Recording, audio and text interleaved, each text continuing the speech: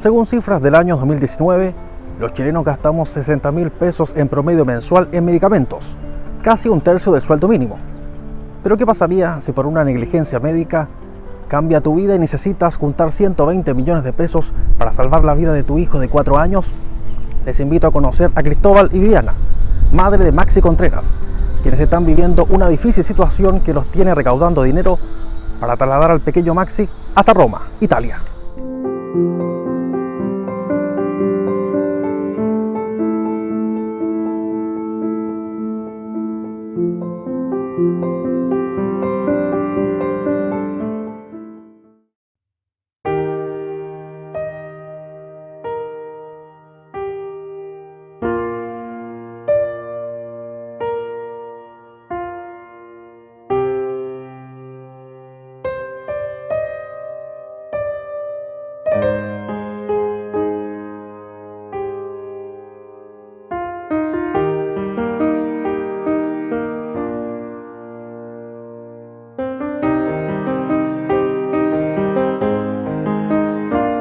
En febrero del año 2019, Maxi es sometido a un trasplante de hígado en el Hospital Clínico de la Universidad Católica, esperanza que se disipó por una negligencia médica debido a un mal procuramiento del órgano.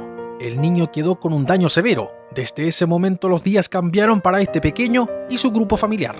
Actualmente vive con hospitalización domiciliaria, conectado a máquinas bajo la supervisión TENS 24/7. Maxi nació con una enfermedad que se llama atresia de la vía biliar, que es una enfermedad hepática muy poco frecuente, sobre todo en varones. Habitualmente es más común en las niñas, pero sigue siendo una enfermedad poco frecuente, que ataca básicamente al hígado, estrecha las vías biliares por donde pasa la bilis, etc. Entonces, nació con esta enfermedad. Cuando Maxi nace, no presenta sintomatología de esta enfermedad, sino que nace con una ictericia, nace un poco amarillo, pero Maxi nació de 35 semanas, entonces se entendía que la ictericia que él tenía podría ser porque era prematuro. Entonces, resulta que lo dejaron un poco en fototerapia, estas incubadoras que quedan con luz ultravioleta, y bueno, después lo dieron de alta. Él estuvo con nosotros alrededor de un mes, 2 meses en la casa. Cuando fue el minuto de poder empezar a pincharlo con las vacunas y todo el tema, nos fuimos dando cuenta que Maxi estaba generando distintos hematomas en distintos lugares de su cuerpo. Entonces nos llamó mucho la atención, fuimos a la pediatra que lo veía, la pediatra lo mandó a hacer exámenes. Cuando le hicieron los exámenes, al otro día tuvimos los resultados y Maxi tenía una bilirrubina súper alta, súper elevada. Fuimos donde la pediatra y nos mandó de urgencia a la clínica Dávila en ese entonces, que era donde ella trabajaba, para que pudieran observar el por qué Máximo tenía la bilirrubina tan alta. Llegando a la clínica Dávila urgencia, le tomaron nuevamente exámenes y finalmente hay un médico que había de turno nos dice: mira, sabes que tu hijo sufre de atresia de la vía biliar, una enfermedad poco frecuente, y habitualmente en un 99,9% de los casos los niños se trasplantan. Entonces tu hijo el día de mañana va a necesitar un trasplante hepático. Un trasplante en ese minuto era casi impensado para los 3 meses que tenía en ese minuto Maxi, por lo que optan a realizar una técnica quirúrgica para corregir la atresia biliar, llamada procedimiento de Kasai. Esto con el objetivo de esperar un poco más, para que el niño crezca y poder trasplantarlo. Uno de los datos que sorprende es que los niños con esta condición solo tienen una opción en el sistema de salud pública: tratamiento en el Hospital Luis Calvo Maquena en Providencia, región metropolitana. Como manifiesta su padre, son derivados al Hospital Clínico de la Universidad Católica, y del cual Maxi recibe su alta con hospitalización domiciliaria cuando tenía casi 1 año de edad. Durante todo ese periodo que estuvo Máximo en UCI, surgieron distintas operaciones, cirugía, enfermedades intrahospitalarias. Maxi estuvo intubado por un sincicial como 2 meses, hubo un sinfín de cosas que pasan habitualmente con un niño hospitalizado en una UCI.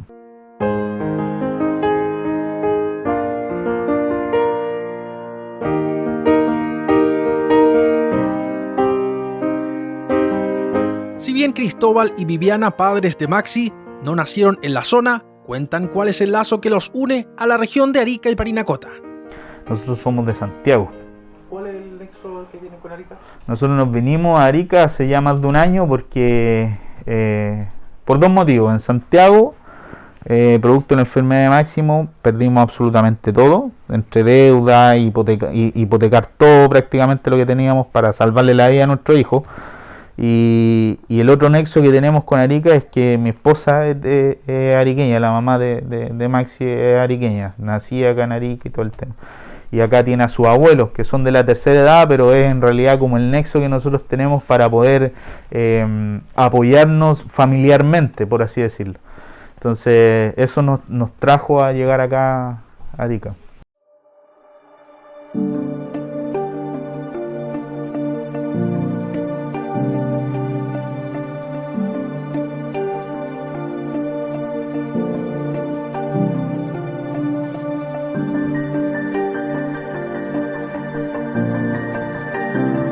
Como Maxi estaba bajo en la lista de espera nacional de trasplante, pese a que tenía una patología no estaba con prioridad para la intervención, se buscó la posibilidad de encontrar un donante vivo en primera instancia, dentro de los familiares, y descubrieron que el único compatible era Cristóbal, padre de Máximo.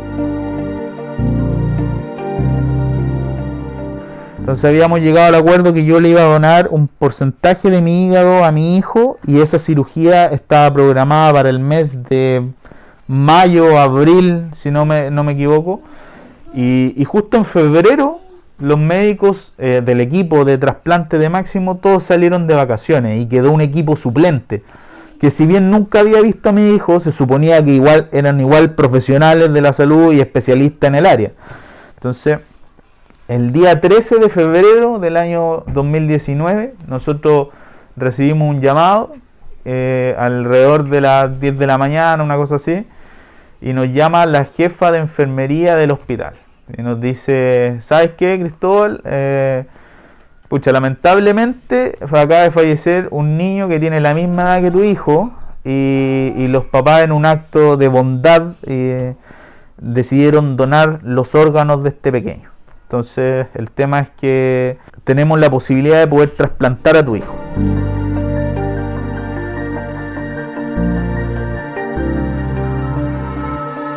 En ese instante nace una esperanza para la familia Contreras Poli, para poder realizar el ansiado trasplante que finalmente llevaría a la intervención.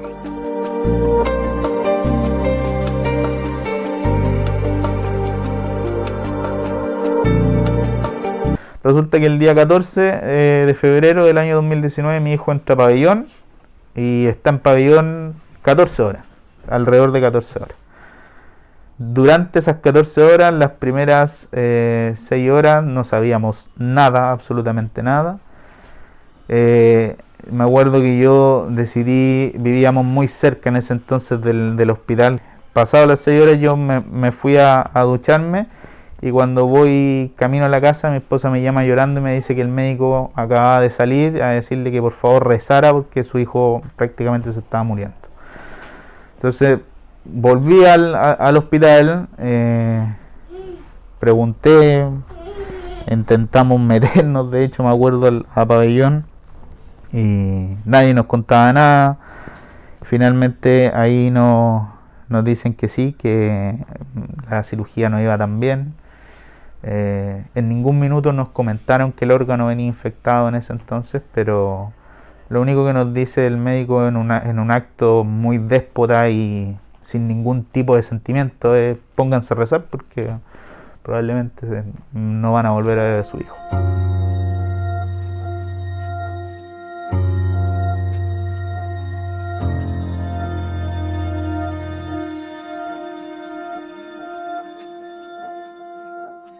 El impacto económico para pacientes y familias y la necesidad de ampliar la cobertura de este tipo de patologías ha llevado a la formación de una mesa de trabajo que evalúa propuestas de plan nacional y ley específica de estas enfermedades, que termine con la discriminación y la falta de acceso a tratamientos oportunos y eficaces. Ley Ricarte Soto cubre solo un grupo de ellas, pero la mayoría no tiene acceso alguno a tratamientos en el país y requiere de medicamentos de altísimo costo o simplemente no cuentan con terapia alguna. Por primera vez en Chile se conmemoró este 28 de febrero el Día Nacional de Educación y Concientización de Enfermedades Poco Frecuentes, que afecta a más de 1 millón de personas en el país, gran parte de ellos niños. La conmemoración, que fue aprobada en enero de 2021 en el Congreso, busca darle mayor visibilidad a este tipo de patologías, que tiene un fuerte impacto tanto en los pacientes como en sus familias, dado el alto costo de los tratamientos. Su objetivo final, no obstante, apunta a un plan nacional o una ley de enfermedades poco frecuentes para Chile. Pasaron las 14 horas, Maxi salió de pabellón, y cuando sale de pabellón es un niño totalmente irreconocible. Lo vimos bajar de pabellón, cuando se subió el ascensor, mi esposa Viviana se desmayó porque no era Máximo, estaba hinchado completo, rojo, colorado por todos lados, lleno de máquinas, pero no le cabía una máquina más en el cuerpo. Y resulta que, bueno, en ese minuto cuando lo entran a la UCI, nos despedimos de él y desencadenó un paro. Entonces encima se tiró el enfermero, empezó a reanimarlo, le pusieron estas cosas de electroshock, no sé. Entró, pasaron 2 horas y lo estabilizaron, nos dejaron entrar. Y cuando entramos, bueno, nos dimos cuenta que su estado era de gravedad. Nos cuentan que Máximo tenía un shock séptico, y que no sabían de partida si iba a pasar la noche.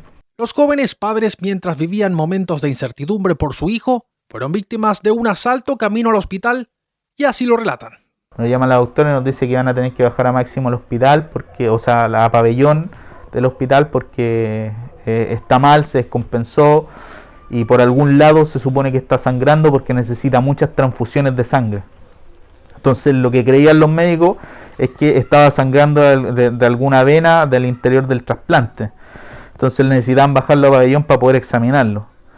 Y resulta que, bueno, lo bajaron a pabellón. Nosotros nos fuimos corriendo. Fue todo un tema esa noche porque nos llamaron, nosotros en la desesperación bajamos, vivíamos a 2 cuadras del hospital, pero para demorarnos mucho menos nos subimos a un taxi en la noche. Estamos hablando 4 de la mañana, 3 de la mañana, nos subimos a un taxi, que ni siquiera recordamos si era taxi porque íbamos tan embobados con la idea de poder llegar lo antes posible al hospital.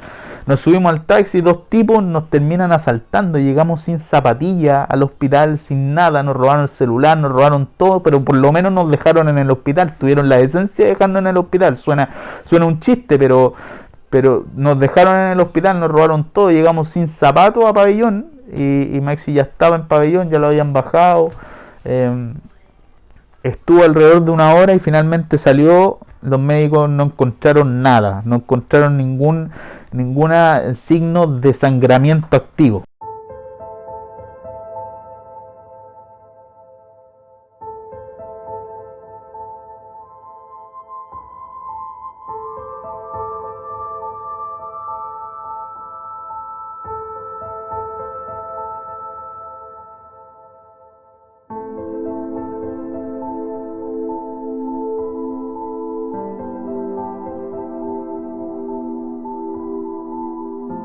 Según manifiestan, empezar a investigar e informarse respecto a la situación de su hijo fue la clave para poder ejercer presión frente al grave estado en que se encontraba Maxi.